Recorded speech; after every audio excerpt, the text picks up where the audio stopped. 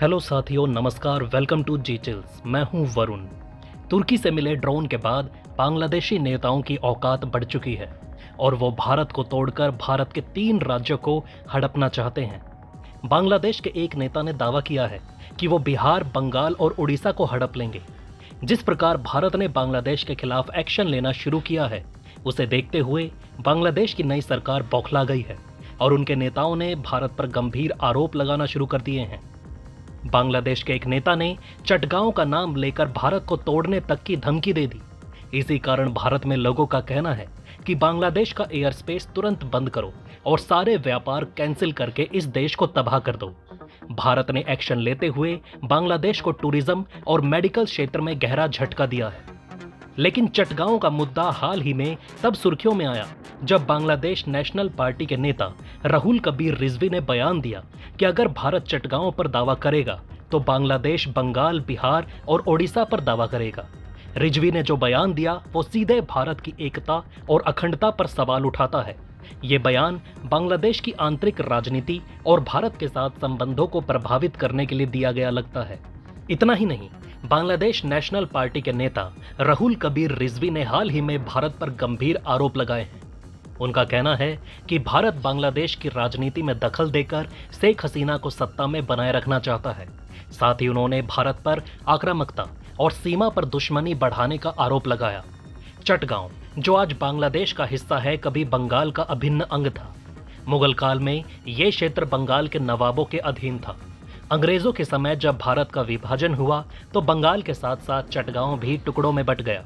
विभाजन के बाद चटगांव पूर्वी पाकिस्तान, जो कि अब बांग्लादेश में है, वहां चला गया है। मजेदार बात तो यह है कि चटगांव का असली नाम चट्टग्राम है। इसे स्थानीय लोग पोर्ट सिटी भी कहते हैं क्योंकि यह बांग्लादेश का सबसे व्यस्त और बड़ा बंदरगाह है। आज भारत इसी बंदरगाह का उपयोग अपने पूर्वोत्तर राज्यों तक सामान पहुंचाने के लिए करता है। चटगांव भारतीय सेना के लिए भी अहम है क्योंकि भारत बांग्लादेश के साथ मिलकर आतंकवाद और सीमा सुरक्षा पर काम करता है। बात ऐसी है कि भारत और बांग्लादेश के बीच 4096 किलोमीटर लंबी सीमा है, जो विश्व की सबसे लंबी 5वीं अंतर्राष्ट्रीय सीमा है। यहाँ अक्सर तस्करी, घुसपैठ और सीमा विवाद की खबरें आती रहती हैं। बांग्लादेश के आसपास भारत ने कई मिलिट्री बेस बनाए हैं। अगर बांग्लादेश की तरफ से भारत पर हमले बढ़ेंगे तो फिर भारतीय सेना चुप नहीं बैठेगी। आपको बता दें कि भारत और बांग्लादेश के बीच चटगांव और मोंगला बंदरगाहों का उपयोग 2019 में हुए एक समझौते के तहत होता है। इससे दोनों देशों के व्यापार में 30% तक बढ़ोतरी हुई। ये बात जान लेना जरूरी है कि चटगांव जैसे बंदरगाह भारत के पूर्वोत्तर राज्यों के लिए जीवन रेखा है। देखिए, बंगाल, बिहार, चटगांव और उड़ीसा, ये सब आपस में बेहद जुड़े हुए क्षेत्र हैं। बंगाल और बिहार से आए कई स्वतंत्रता सेनानी चटगांव में ब्रिटिश राज के खिलाफ लड़े। चटगांव विद्रोह के समय मास्टर दास सूर्य सेन ने 1930 में ब्रिटिश शस्त्रागार पर हमला किया था। इसे भारतीय स्वतंत्रता संग्राम का बहुत बड़ा विद्रोह माना जाता है। बंगाल, बिहार और ओडिशा जैसे राज्य भारत के सबसे समृद्ध और सांस्कृतिक रूप से समृद्ध राज्य हैं। क्या आप सोच सकते हैं कि बांग्लादेश इन पर दावा कर सकता है? अगर ऐसा होता है तो शायद हम भी कह सकते हैं कि बांग्लादेश का पूरा पूर्वी भाग कभी भारत का हिस्सा था, तो उसे भी वापस करना होगा। यहाँ तक कि बांग्लादेश को आजाद भी भारत नहीं कराया है, तो इस पूरे देश पर पहला हक भारत का ही है। रिजवी ने दावा किया कि भारत बांग्लादेश में अपनी पकड़ बनाए रखने के लिए शेख हसीना की सरकार का समर्थन कर रहा है। इसका मकसद बांग्लादेश में आम जनता के बीच भारत विरोधी भावना को बढ़ाना हो सकता है। देखिए, शेख हसीना का भारत के साथ हमेशा से एक मजबूत रिश्ता रहा है। उनके शासनकाल में भारत और बांग्लादेश के बीच व्यापार और सुरक्षा सहयोग में काफी सुधार हुआ।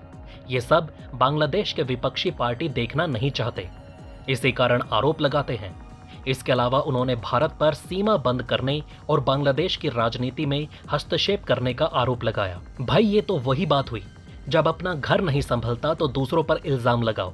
आज बांग्लादेश में सैकड़ों प्रॉब्लम है, लेकिन इन्होंने भारत की तरफ ध्यान भटका रखा है। 1971 में बांग्लादेश की आज़ादी के समय भी भारत ने बड़ी भूमिका निभाई थी। इसके बावजूद कुछ राजनीतिक दल भारत को दखल देने वाला पड़ोसी मानते हैं। अगर भारत ना होता तो इन सारे बांग्लादेशियों को पाकिस्तान मार मार कर कचुम्बर निकाल दिया होता। पश्चिम बंगाल की मुख्यमंत्री ममता बनर्जी ने रिजवी के बयान का करारा जवाब दिया।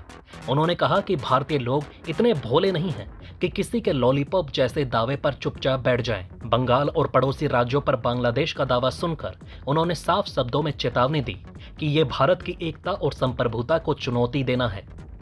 आप सभी को पता होना चाहिए कि भारत ने बांग्लादेश की संप्रभुता को बचाने के लिए भी बलिदान दिए। बांग्लादेश की आज़ादी के समय भारत ने पाकिस्तान के खिलाफ युद्ध लड़ा। हमारे 17,000 सैनिकों ने बलिदान दिए और 90,000 से ज़्यादा पाकिस्तानी सैनिकों को आत्मसमर्पण करने पर मजबूर किया। बांग्लादेश के 90% लोग इस बात को मानते हैं कि भारत के बिना बांग्लादेश की कल्पना भी नहीं की जा सकती, लेकिन वहाँ के 10% लोग भारत के खिलाफ जहर उगलते हैं जो पाकिस्तान की गोद में बैठे हुए हैं। बांग्लादेश टॉपिक काफी गहरा है जिस पर हम आगे वीडियो लाते रहेंगे। तो चलिए फिर मिलते हैं एक और नई अपडेट के साथ। वीडियो को लाइक करके चैनल को सब्सक्राइब जरूर कर लें। धन्यवाद।